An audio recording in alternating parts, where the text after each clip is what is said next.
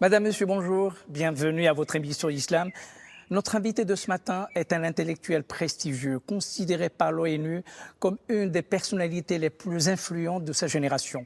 De Saint-Louis du Sénégal jusqu'à Columbia University, en passant par Paris et l'École normale supérieure, cet intellectuel marque toujours de son empreinte, son influence et surtout la générosité intellectuelle et son appartenance à une génération d'intellectuels musulmans. Souleymane Bachir Diagne est notre invité ce matin. Bienvenue. Merci. Souleymane Bachir Diagne, bonjour. Bonjour, mon cher Abdel. Merci infiniment. Dans le fagot de la mémoire, votre biographie, vous commencez d'abord par parler de votre enfance à Saint-Louis, qui est une ouverture sur le monde à partir du Sénégal. Et vous commencez d'abord par parler d'une personne qui vous a tellement marqué, évidemment, c'est votre maman. Et vous dites que c'est elle qui vous a initié au Coran. Racontez-nous cette histoire. Merci de m'accueillir. Je suis ravi d'être ici. Et je suis ravi de parler de cette histoire que j'ai écrite, effectivement, cette autobiographie intellectuelle que j'ai écrite.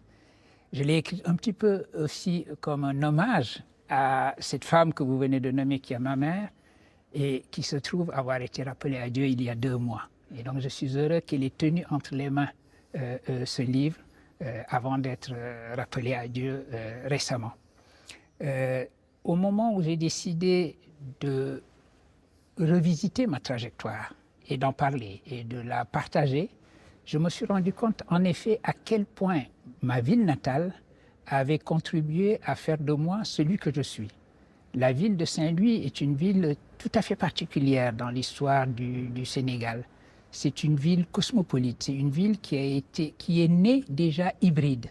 Elle est née à la fois comme une bourgade, une localité sénégalaise et comme un comptoir français. Et elle a continué de se développer et de prospérer comme une ville aux hybridités multiples. Elle est devenue à un moment donné aussi une ville marocaine. Elle a toujours été une ville mauritanienne. La Mauritanie se trouve de l'autre côté. Quand on est au nord du Sénégal, évidemment, on peut même apercevoir les rives de la Mauritanie. Donc ville française, ville africaine, ville marocaine, ville mauritanienne et puis ville cosmopolite.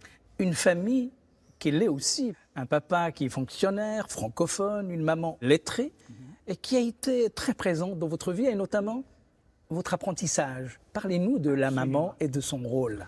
Alors, ma mère a eu un rôle considérable pour ce qui me concerne, parce qu'effectivement, elle est elle-même elle est d'une famille Tidjani, donc la confrérie de la Tidjania, née au Maroc, comme vous le savez, mais qui s'est trouvée chez elle aussi au Sénégal, peut-être plus que partout ailleurs.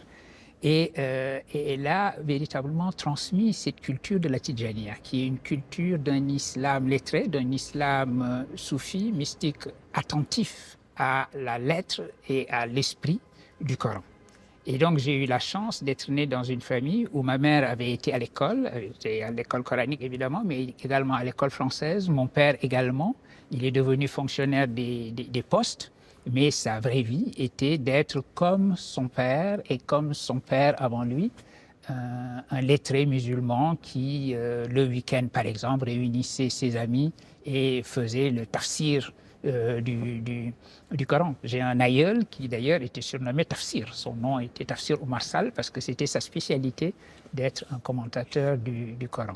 Et c'est dans cette famille que j'ai grandi et ces valeurs familiales ont été portées par ma mère et c'est véritablement d'elle que je les tiens. Une famille qui va vous encourager à aller faire vos études en France. En effet. Ma famille m'a encouragé à marcher sur les traces qui étaient alors des traces connues, puisque c'était les traces qu'avait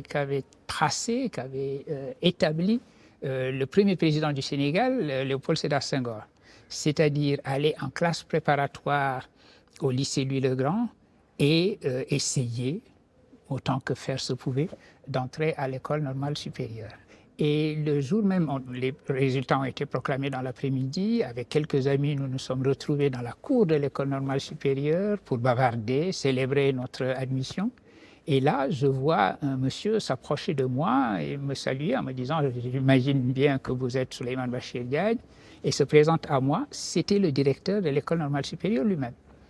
Et il me raconte qu'il a été condisciple du président Senghor et du président Pompidou au lycée Louis-le-Grand et qu'il serait heureux d'envoyer un télégramme de félicitations à son ancien condisciple Léopold Sédar Senghor pour le féliciter d'avoir un jeune Sénégalais entré à l'école normale supérieure.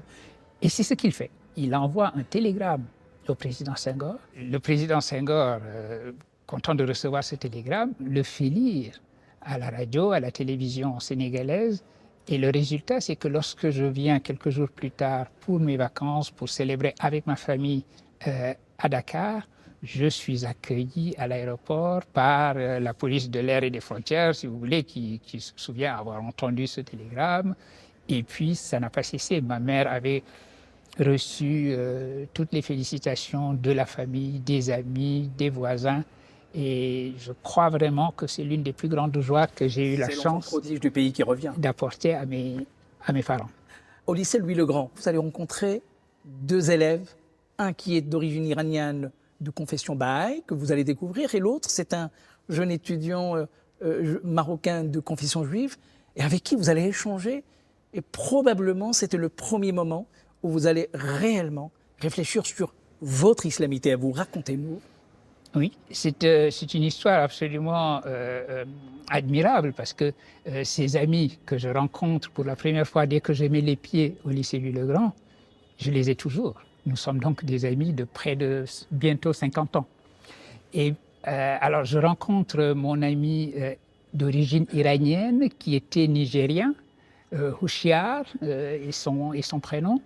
Et Houchiar, nous nous retrouvons tous les deux à l'infirmerie parce que nous n'avons pas encore de place dans les dortoirs et on nous met à titre provisoire à l'infirmerie où nous dormons. Et c'est là que nous nous rencontrons. Et au moment de la prière, je l'invite à faire la prière avec moi. Il m'explique « Fais ta prière, je t'expliquerai après ». Et je comprends après, d'après ses explications, qu'il est Baha'i. C'est la première fois que j'entendais ce mot. Et il m'explique donc que la foi Baha'i est une foi monothéiste qui a poussé, dirais-je, sur les flancs de l'islam, qui s'est développée au XIXe siècle. Et voilà, je découvre donc la foi Baha'i. Par Houchiar, je connais également un de ses amis parce qu'ils étaient en classe tous les deux, ils étaient en mathématiques, moi j'étais en hypocagne. Et qui, lui, venait du Maroc, qui s'appelle Eli Cohen, et qui est toujours un ami. Et tous les trois, nous formons une sorte de communauté abrahamique. Et donc, mes conversations avec Eli et Houchiar tournaient très souvent autour de la religion. Je n'avais pas eu jusque-là l'habitude de parler de ma religion, de parler de l'islam, d'en discuter. J'étais dans mes études, tout naturellement. Et avec eux, j'ai développé cette habitude de réfléchir à ce que voulait dire être musulman, et en particulier devant le pluriel du monde. Que signifiait être musulman et quel langage tenir à d'autres religions, en particulier la foi Baha'i que je découvrais, qui était sortie de l'islam et qui évidemment posait une sorte de défi à mon idée de Khatm al-Anbiya, le sceau de la prophétie. Et donc, ça me donnait une sorte de vie double, parce qu'avec eux, nous discutions théologie, spiritualité, tradition religieuse, et avec mes autres amis qui étaient avec moi en hypocagne, en cagne, c'était surtout le discours politique qui était dominant à cette époque-là.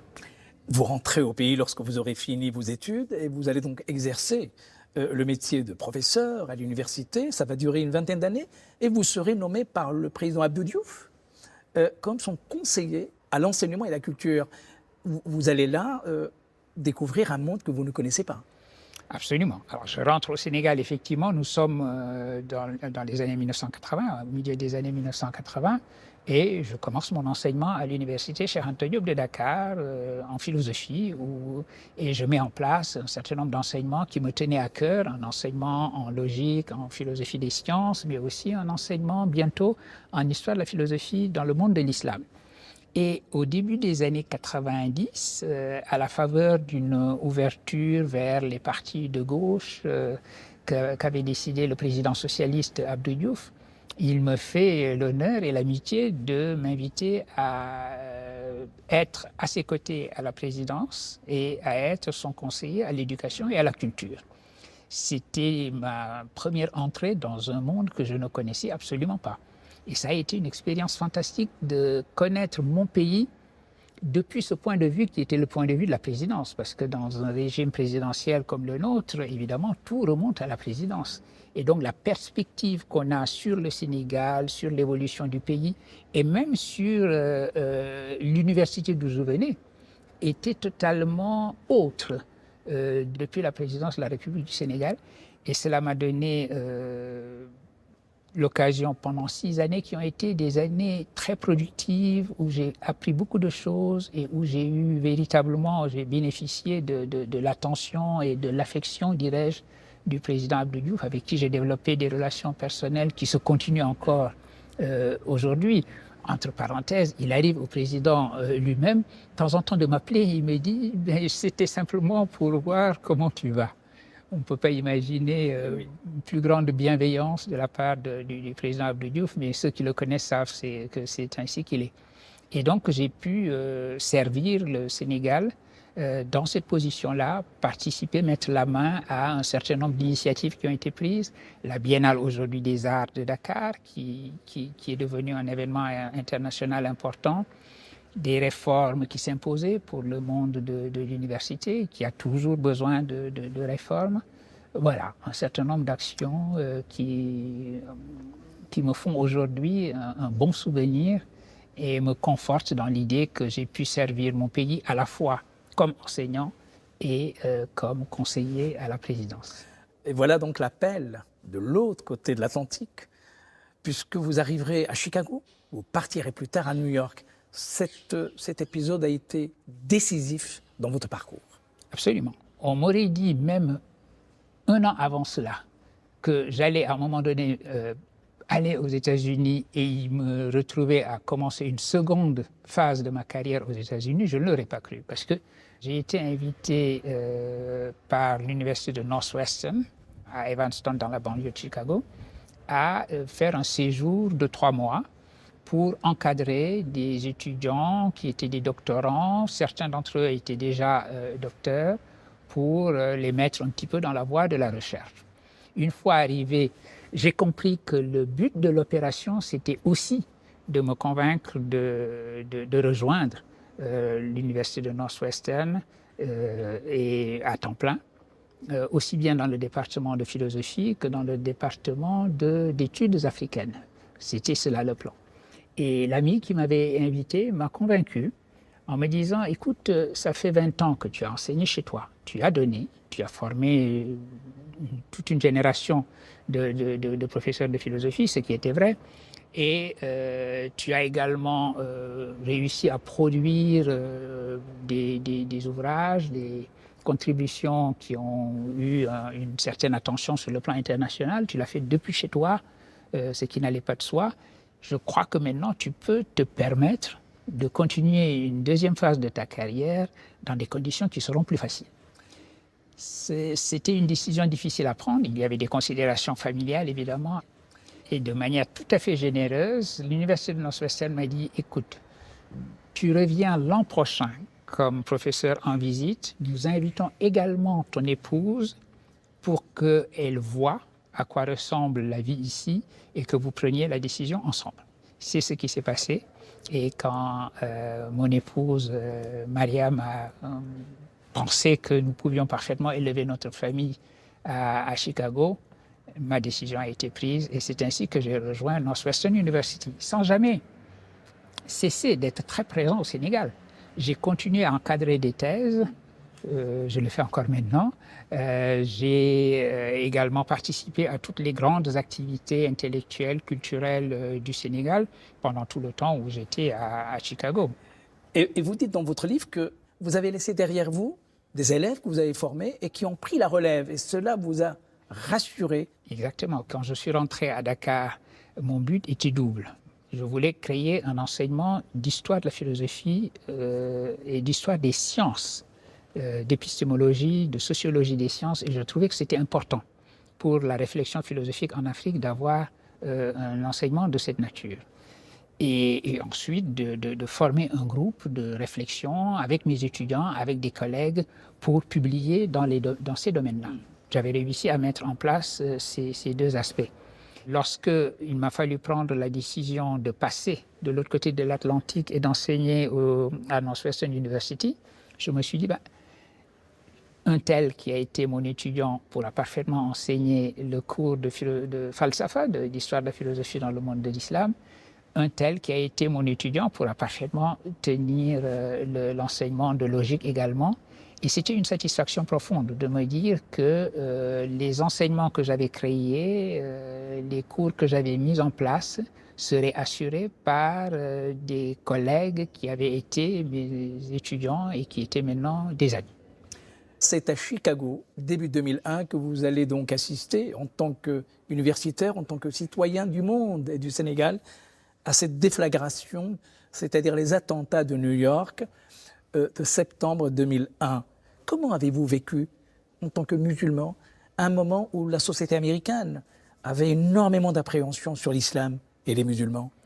Le monde entier avait été traumatisé par ces événements tragiques, et évidemment les musulmans au premier chef, parce qu'ils vivaient à la fois ces événements tragiques comme le reste de l'humanité, en déplorant la destruction, les morts, et en même temps, ils se retrouvaient parfois en position d'accusés et on accusait leur propre foi. Je me souviens d'une réflexion de ma mère en disant « mais ils ne pensent quand même pas sérieusement que ma religion peut faire ce genre de choses ». Voilà le genre de phrases que les musulmans pouvaient vivre. Et je me demandais aussi ce qu'il en serait maintenant de la vie dans une société qui avait été frappée par le terrorisme et qui se trouvait traumatisée par ce qui s'était passé. Parce que juste avant, évidemment, quand ma femme est venue, que nous avons accepté de nous installer à Chicago, c'était avant ce fameux 11 septembre.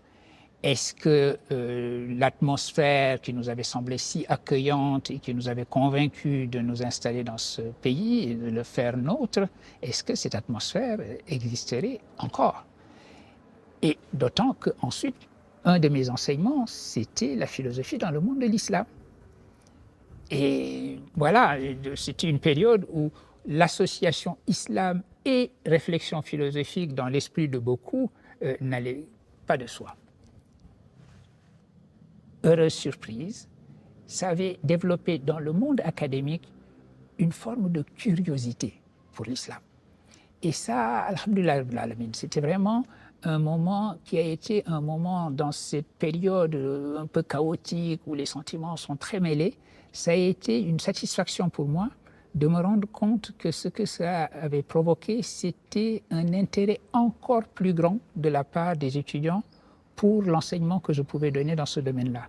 Je me souviens que Northwestern University m'avait demandé, en plus de mes enseignements très techniques sur la philosophie, de donner des conférences plus générales de présentation de l'islam en général. Et il m'avait dit, est-ce que vous voulez bien faire ça pour un public qui ne serait pas cette fois-ci le public de vos étudiants, mais d'anciens étudiants de Northwestern et un public élargi? J'ai dit, écoutez, je veux bien. Il a fallu changer 3 fois de salle parce que toutes les salles étaient bien trop petites pour le monde qui s'intéressait à cet enseignement. Et donc, c'est sur ces entrefaites que j'ai recommencé mes enseignements à l'Université de Northwestern et que je suis allé ensuite à New York, précisément à Columbia University, à Manhattan, donc pas très loin du World Trade Center qui avait été frappé. Et j'ai trouvé la même atmosphère, la même ouverture à mes enseignements. Et jusqu'à aujourd'hui, le séminaire de philosophie islamique que je donne à Columbia, il y a toujours des listes d'attente très, très importantes. Dans votre biographie, le fagot de ma mémoire, aux éditions Philippe Rey, vous évoquez 2 penseurs qui vous ont marqué durablement.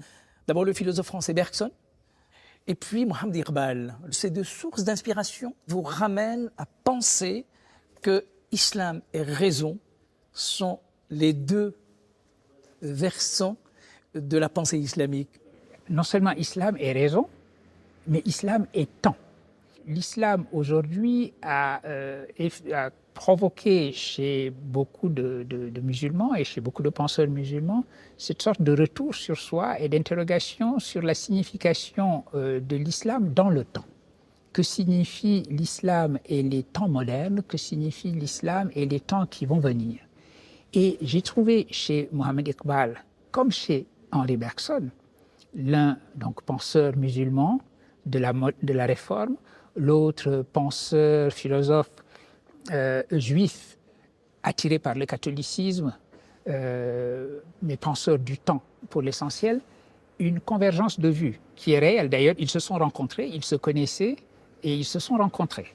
Et il y a une profonde convergence chez eux pour estimer que, d'une part, la raison, évidemment, n'est pas le contraire de la religion, pour tenir à l'honneur la raison philosophique comme également voie de compréhension de la religion, mais également pour indiquer que le temps n'est pas l'ennemi de la religion. L'idée que la religion a été parfaite au début et que le temps ne peut que détériorer, qu'amener de la détérioration, c'est une idée justement contre laquelle ils se sont insurgés tous les deux, en estimant qu'il ne fallait pas considérer que le temps était l'ennemi du sens, mais qu'au contraire, le temps était le mode de déploiement du sens. Et que donc, nous avons la chance de pouvoir aujourd'hui comprendre la leçon de notre propre religion à la lumière du temps et de comprendre qu'une parole vivante, c'est une parole qui nous accompagne dans le temps, c'est une parole qui s'adresse à nous au moment où nous vivons et qui nous indique toujours le chemin du futur, qui ne nous invite pas à être dans une sorte d'entêtement rétrospectif qui consiste à regarder toujours vers le passé.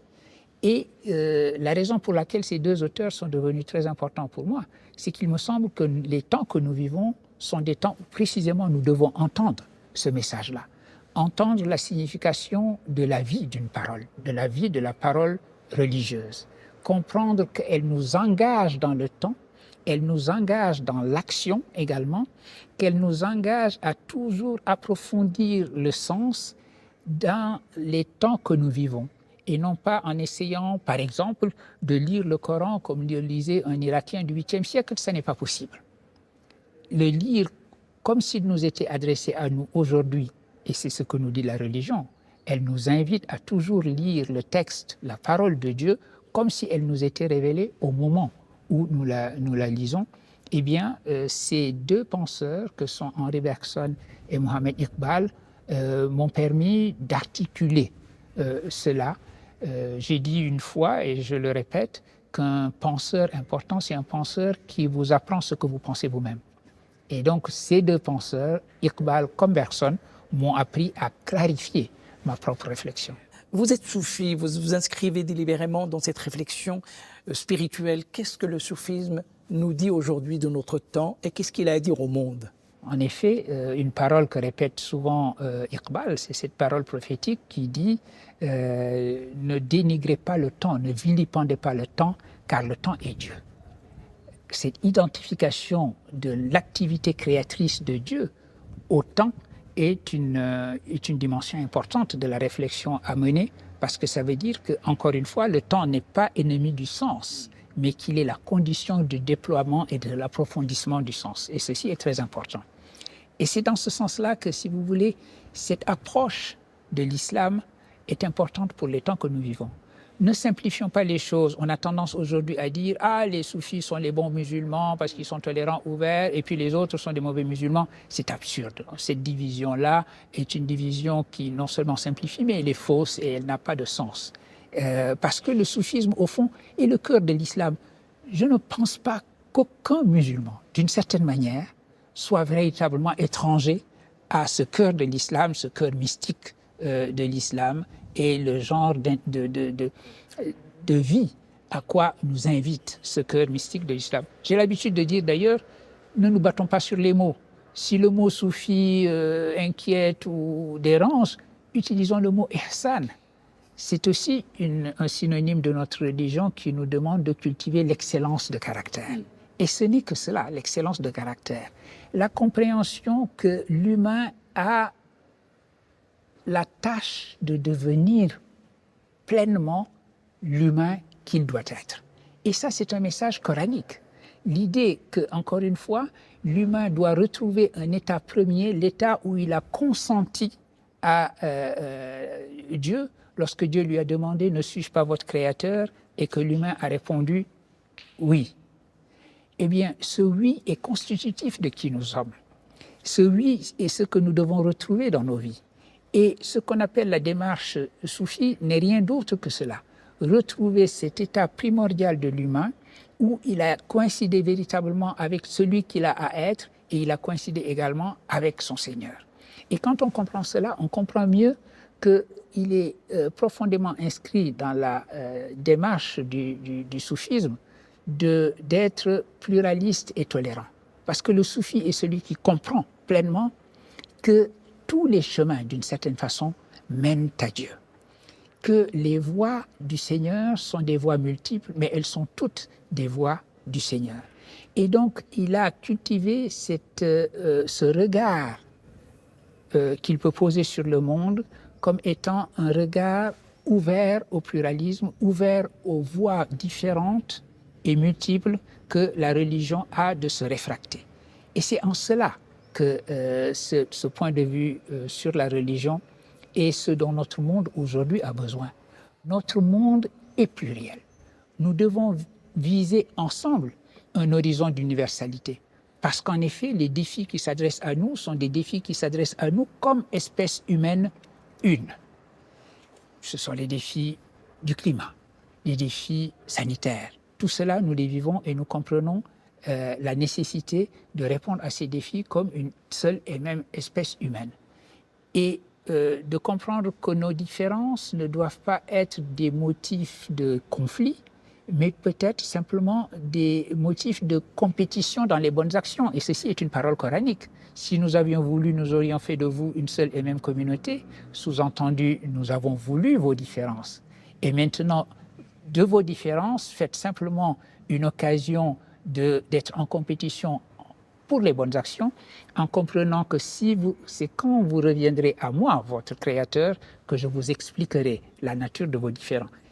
Et puis, vous revoilà, et on a appris avec beaucoup de plaisir que vous allez l'année prochaine revenir en France pour enseigner à l'École normale sup.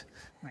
Il se trouve que le 22 février, le président de la République française a annoncé la création d'un institut d'islamologie en France, qui est déjà présidé par Mme Souad Ayada. Qu'est-ce que justement la création d'un institut d'islamologie dit pour vous? Le monde que nous vivons aujourd'hui demande que le message d'une religion comme l'islam, d'être une tradition intellectuelle et spirituelle qui exalte l'humanité de l'humain, soit mieux connu. Eh bien, voilà une occasion, voilà un symbole qui nous dit justement cela, qu'il y a un lieu, qui est cet institut d'islamologie, qui va se charger d'une mission comme celle-là, adresser au monde le message que cette tradition intellectuelle et spirituelle qu'est notre religion musulmane, c'est d'abord et avant tout le message qui concerne l'humanité de l'humain. Et c'est un symbole très fort. Vous avez rappelé qu'en effet, dans les mois qui viennent, Inch'Allah, je vais être chargé d'un séminaire à l'École normale supérieure. Pour moi, c'est une sorte de retour à la maison. Et l'École normale supérieure se trouvant d'ailleurs à un jet de pierre de ce lieu où nous nous réunissons, qui est la mosquée de Paris, je me souviens que quand je vivais d'abord en classe préparatoire et à l'École normale supérieure, ceci était mon lieu de retraite spirituelle. Je venais souvent dans cette mosquée. Et donc, ce retour à un moment où je suis bien plus proche de ma retraite que du début de ma carrière est un moment tout à fait précieux pour moi. Et je suis heureux d'avoir cette occasion qui m'est offerte par la direction actuelle de l'ENS de donner un séminaire sur l'universel. Nous serons ravis, évidemment, de venir vous écouter à l'École normale supérieure. Merci de nous avoir suivis. Vous pouvez toujours regarder votre émission sur la plateforme France.tv. Quant à moi, je vous souhaite une très belle journée. À dimanche prochain. Au revoir.